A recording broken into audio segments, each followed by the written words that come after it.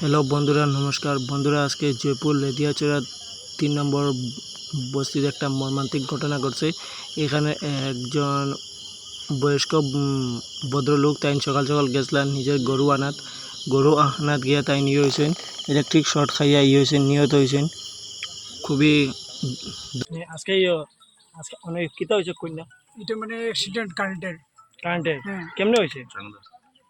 তাই তো গরু বাঁধার লাগি গেছিল আর কি। ওই জায়গার মধ্যে গরু বাঁধার লাগি গেছে। হ্যাঁ। আর এলটি লাইন মোটামুটি 2.5-3 কিলো ফুটের উপরে পড়িয়া রয়েছিল, দুইটা লাইন আর কি। আর তাই ফলো করছে না, একটু এরকম ভাবে চলেন। তাই সবসময় রুজি করা মানুষ তো রুজি রোজগার করেন, হ্যাঁ। কতটুকু মানে ও করছেন না, ফলো করতে পারছেন না আর কি। তারপরে গরু বাঁধা আওয়ার সময় ভাবছি আমি গরু বাঁধার পরে কাজে যাই মুগিয়া, আর এই সময় দুইটা লাইনে মানে তার ও করছে একটি প্রজেক্ট দুইটার মধ্যে ধরছে।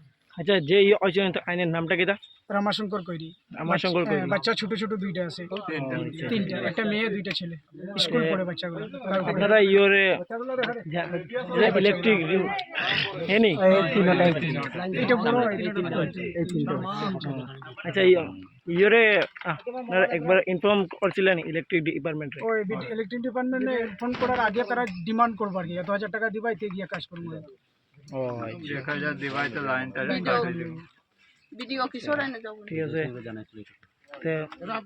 এখন আইসই না আপনার পুলিশ? হ্যাঁ আইসুন। আইসই না? ঠিক আছে। আর এমনি যে ইয়েটা হয়েছে তার এগুলো কত আছে, কত ফুট তার? কত মাটি থেকে আচ্ছা, ঠিক আছে। 2.5 ফুট। 8-3 এই ঘটনা। আর শুধু এই যে প্রত্যন্ত অঞ্চল বা বাগান অঞ্চল বা বস্তি অঞ্চল শুধু না, আপনি দেখতে যাবা তো সম্পূর্ণ বাগান এলাকাতে লক্ষ্মীপুরের ম্যাক্সিমাম এরিয়াতে এইভাবেরই বিপন্নজনক তার এবং ওয়্যার মাটির সংলগ্ন। কিন্তু অনেকবার বিভাগীয় পক্ষকে কমপ্লেন করার পরেও ওরা কোনো করে না। এর জন্য আজকে এই ঘটনা। আর এই ঘটনায় কিন্তু আজকে আমরা খবর পেয়ে এসেছি। আমরা বিভাগীয় রক্ষণমন্যতার জন্য আমরা ধিক্কার জানাই, এবং আমরা যদি এই ফ্যামিলিকে যদি কম্পেনসেশন না দেওয়া হয় তত পর্যন্ত আমরা কিন্তু এই লাশ আমরা উঠাইতে দেব না।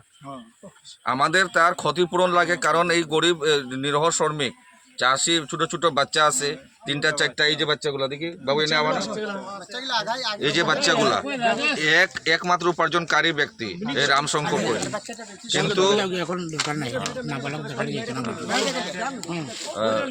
একমাত্র উপার্জনকারী ব্যক্তি রামশঙ্কর কৈরি, কিন্তু উনি আজকে বিদ্যুতে যে স্পষ্ট হয়ে যে প্রাণ গেছে, এই প্রাণের আজকে ভরপাই কে করবে?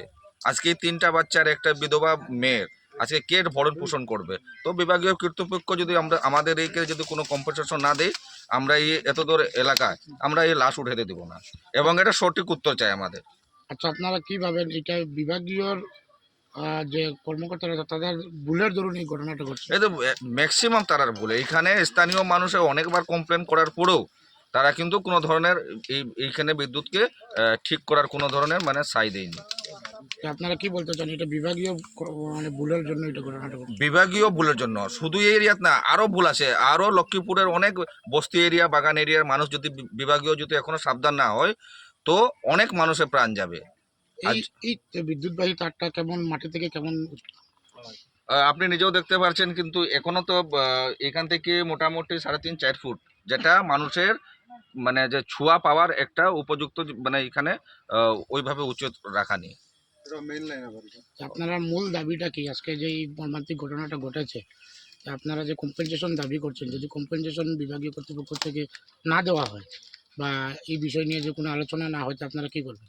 না, যদি বিভাগীয় কম্পেনসেশন আমাদেরকে যদি উচিত মতো যদি কম্পেনসেশন না দেয় বা যদি আমরাকে আশ্বাস না দেয়, তো আমরা লাশ দিব না। যদি প্রয়োজন পড়ে তো আমরা এই বৃহৎ এই এলাকা জনগণবাসী নিয়ে করে আমরা একটা ধর্ণা বা আন্দোলনে আমরা যাব। ঠিক আছে।